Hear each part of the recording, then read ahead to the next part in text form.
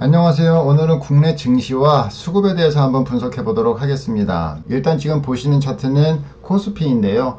코스피 같은 경우가 지금 1.2% 정도 상승을 했습니다. 수요일하고 목요일 같은 경우에는 12월 3일 런던 나토 정상회담에서 미국은 김정은이 핵을 포기하지 않으면 군사력을 사용할 수 있다라고 시사를 했고요. 북에서는 비핵화 협상에 전진이 없으면 크리스마스 선물을 하겠다라고 언급을 했습니다. 그러면서 미국이 북한을 감시하기 위해서 정찰기 3대를 한반도에 띄우면서 긴장이 좀 고조가 되었는데요. 사실 한국에 사는 우리들 같은 경우에는 그래도 전쟁은 일어나지 않을 거다라는 부분에 좀 더 확신을 갖고 있지만, 외국 사람들 입장에서는 전쟁이 날 수도 있다라는 가능성에 베팅을 할 수 있다라는 겁니다. 그러면서 외국인의 매도세에 수요일하고 목요일 이렇게 큰 폭의 하락이 나왔지만 그래도 2060포인트는 지켜주는 모습이 나왔었죠. 그리고 금요일장에는 외국이 큰 금액은 아니지만 그래도 외국인이 매수에 나섰다라는 건 조금 긍정적으로 보셔도 좋을 것 같습니다.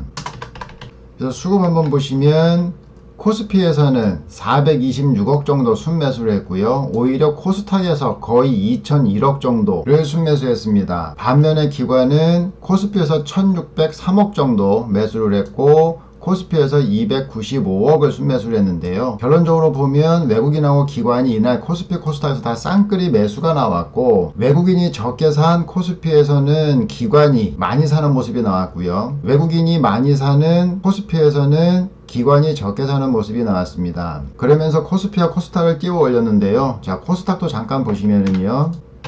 자, 코스닥을 보시면 지금 이 선이 620포인트죠. 자, 620포인트를 지지받고 큰 반등이 나왔는데요. 거의 한 1.7% 정도 상승이 나왔습니다. 그런데 코스닥을 끌어올린 주체는 외국인이었고요. 코스피를 끌어올린 주체는 기관이었다라고 보시면 될 것 같습니다. 그러면 코스피에선 기관이, 코스닥에선 외국인이 무엇을 샀는지 한번 살펴보도록 하겠습니다. 자, 외국인이 코스닥으로는 샀으니까 코스닥 먼저 한번 살펴보고 코스피를 살펴보도록 하겠습니다. 자, 코스닥 보시면은 외국인이 2001억 정도를 샀고요. 그 다음에 기관이 295억을 샀는데요. 코스닥 대형으로 보시면 711억을 샀고요.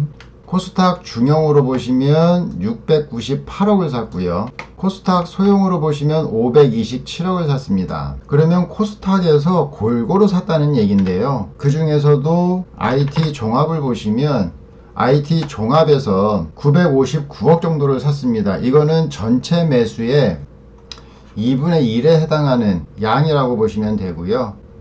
그 다음에 제조를 보시면 제조에서 862억 정도를 샀습니다. 그 다음에 IT 하드웨어도 보시면 IT 하드웨어도 900억 정도 순매수했고요. 반도체도 보시면 229억 정도 순매수했고요.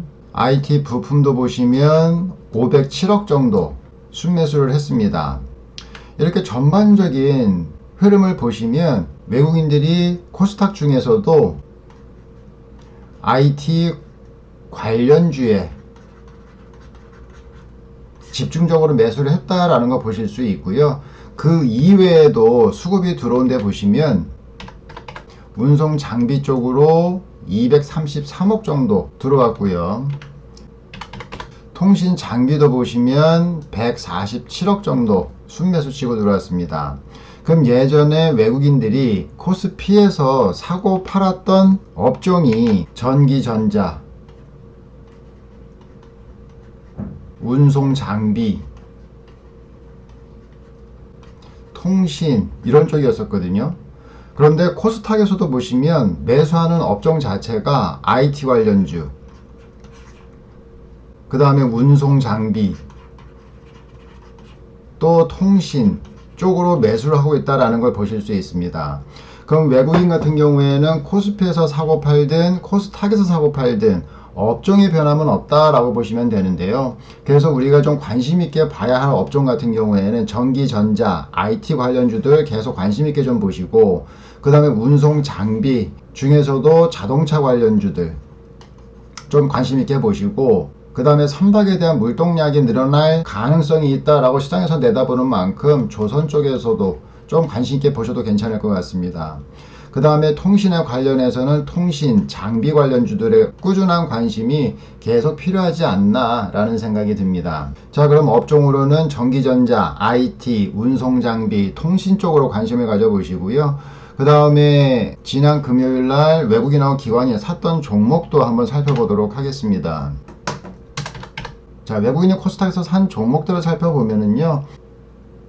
자, 여기서 보시면 외국인이 산 MC넥스 같은 경우에는 200억 정도 순매수를 했고요.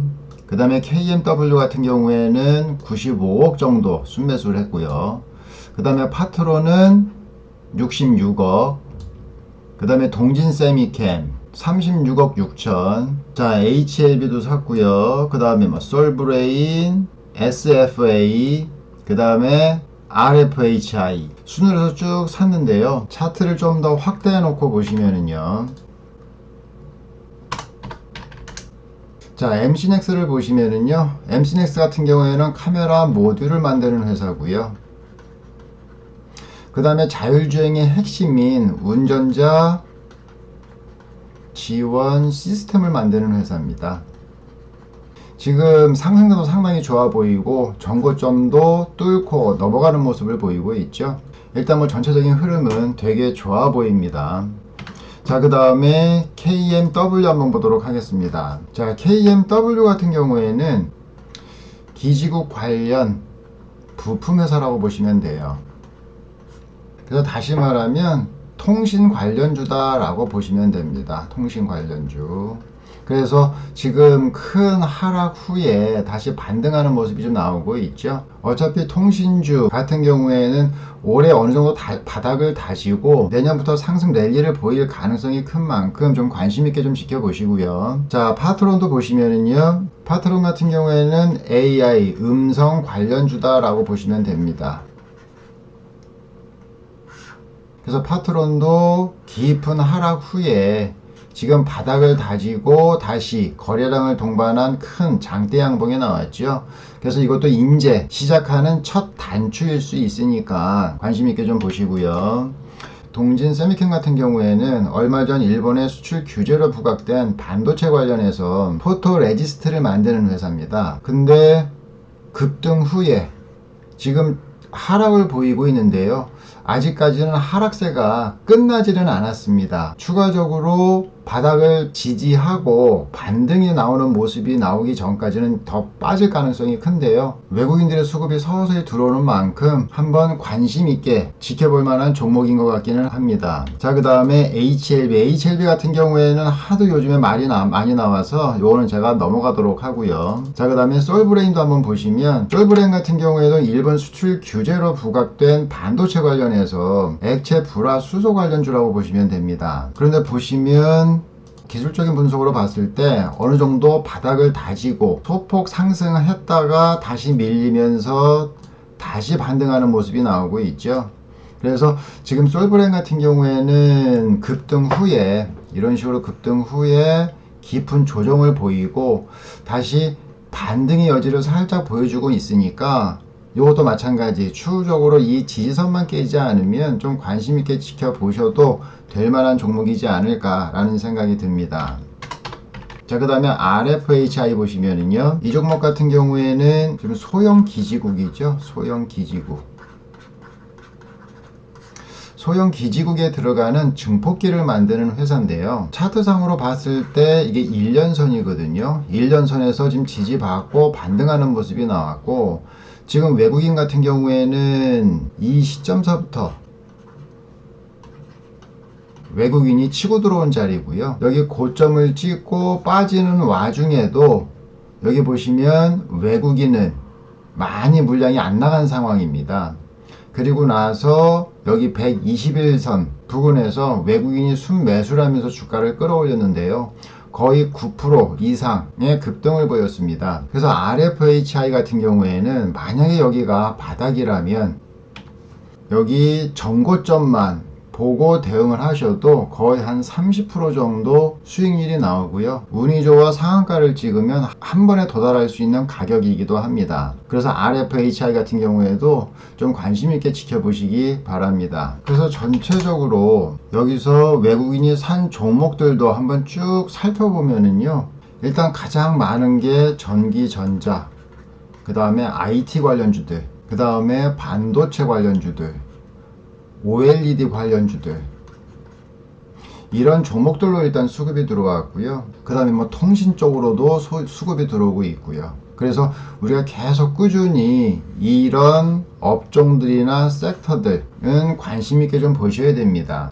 자, 제가 준비한 건 여기까지고요. 자, 시장의 상승폭이 되게 짧게 나오고 조정은 되게 깊게 나오는 장입니다. 시장이 어느 정도 안정세를 찾고 회복 국면으로 돌아서면 그때는 좀 들고 가는 매매가 더 나을 것 같은데요.